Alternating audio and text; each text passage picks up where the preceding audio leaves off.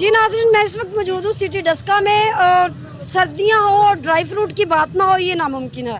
आज हम जानेंगे डस्का के दुकानदार हजरात से कि ड्राई फ्रूट के रेट कहाँ तक पहुँचे हैं और क्या लोग परचेस कर रहे हैं या नहीं। जी पास बादाम भी है, 3-4 क्वालिटी बादाम भी है, गिरी है। एक 700 रुपये पाव है, 650 रुपये पाव है और एक गिरी जो है ना वो 800 रुपये पाव है। हमारे पास दो किस्म की काजू है, एक छलके वाला काजू है और एक सादा काजू है। एक वियतनाम वाला है और एक जो है ना वो तुर्की वाला काजू है। तुर्की वाला काजू जो है ना वो 1000 रुपये पाव है और जो वियतनाम वाला जो है ना वो 900 रुपये पाव है। अखरोट ਜਿਹੜਾ ਹੈ ਉਹ 800 ਰੁਪਏ ਕਿਲੋ ਹੈ ਤੇ ਇਸੇ ਤਰੀਕੇ ਨਾਲ ਜਿੰਨੀ ਵੀ ਚੀਜ਼ਾਂ ਨੇ ਸਾਡੀਆਂ ਉਹ ਉਹਨਾਂ ਦੇ ਰੇਟ ਬਹੁਤ ਜ਼ਿਆਦਾ ਹੋ ਗਏ ਨੇ। ਗਾਹਕ ਹੈ ਕੋਈ ਨਹੀਂ। ਪਹਿਲੇ ਗਾਹਕ ਆਂਦਾ ਸੀ ਕਿਲੋ ਕਿਲੋ ਚੀਜ਼ ਲੈ ਜਾਂਦਾ ਸੀ, ਹੁਣ ਅੱਧ ਪਾ ਲੈਂਦਾ। ਦੁਕਾਨ ਦੇ ਖਰਚੇ ਨਹੀਂ ਪੂਰੇ ਹੋ ਰਹੇ।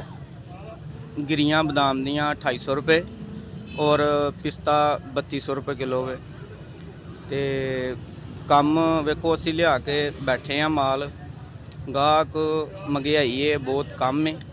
जिथे गाहक खड़दा सी ना किलो किलो चीज़ उत्थे पा खड़दे ने पे। बहरहाल कम शुक्र है अल्लाह दा ठीक है। ड्राई फ्रूट सर्दी तो है, ड्राई फ्रूट खाने का दिल कर रेट ही इन्ने ज़्यादा ने कि कोई बंदा अफोर्ड नहीं कर सकता। ज़्यादा ना कि हूँ इन्नी सर्दी भी है, महंगाई भी इन्नी ज़्यादा हो गई है कि हर बंदा अफोर्ड नहीं कर सकता ना। जो हालात है कि कस्टमर आंदा किन्नी किन्नी ज़्यादा चीज़ां लै जांदा हूँ कस्टमर वेखदा रहिंदा लै नहीं सकता। जी नाज़रीन, तो डस्का के दुकानदार हजरात का कहना आपने सुना। दुकानदारों का कहना ये है कि महंगाई ज़्यादा होने के बावजूद पहले की बनिस्बत इस साल ड्राई फ्रूट बहुत कम सेल हो रहा है। जहाँ पे लोग लेके जाते थे किलो, अभी वो लेके जा रहे हैं आधा किलो।